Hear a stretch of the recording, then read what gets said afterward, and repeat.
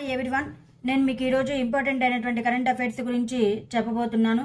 మీరు ఈ వీడియోని మొదటి నుండి చివరి వరకు ఎక్కడ స్కిప్ చేయకుండా చూసినట్లయితే ఈ కరెంట్ అఫైర్స్ మీకు అర్థమవుతుంది.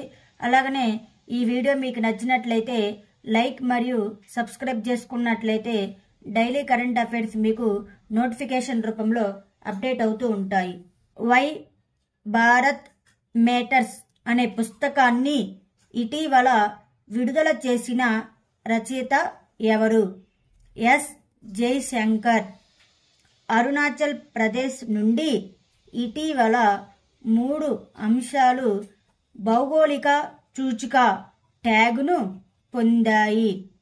ఆది కేకిర్, టిబెటన్ తివాచీలు, వాంచో చెక్క చేతి పనులు. మధ్యప్రదేశ్లోని కూనో నేషనల్ పార్కులో ఇటీవల 3 పిల్లలకు జన్మనిచ్చిన ఆడ చిరుత పులి పేరు ఏమిటి? ఆశ. న్యాయ విచారణలో ప్రభుత్వ అధికారులను పిలిపించడం కోసం ఇటీవల ఏ సంస్థ ప్రామాణిక ఆపరేటింగ్ విధానాన్ని జారీ చేసింది? Supreme court of India.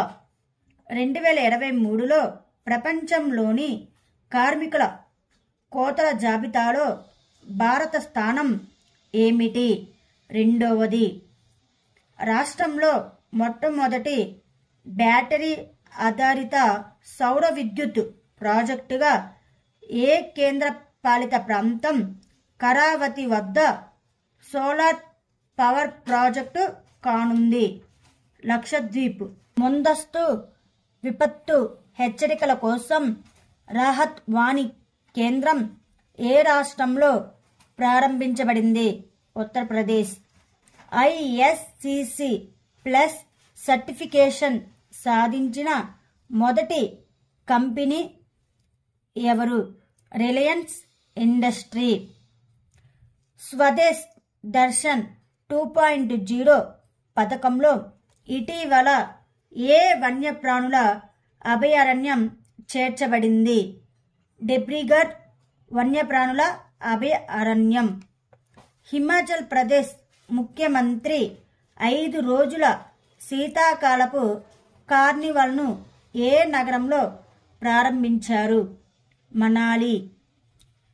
Dessert cyclone 2024 అనేది భారతదేశం మరియు ఏ దేశం మధ్య సైనిక వ్యాయామం?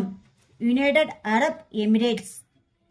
ఏవియేషన్ అనలిటిక్స్ సంస్థ సిరియం రూపొందించిన 2023 ఆన్ టైమ్ పర్ఫార్మెన్స్ సమీక్షలో గ్లోబల్ ఎయిర్పోర్ట్లు అలాగే పెద్ద ఎయిర్పోర్ట్లు కేటగిరీలో ఏ విమానాశ్రయం 2వ స్థానంలో నిలిచింది? రాజీవ్ గాంధీ అంతర్జాతీయ విమానాశ్రయం. PM విశ్వకర్మ యోజనను అమలు చేసిన మొదటి UT ఏది? జమ్మూ కాశ్మీర్.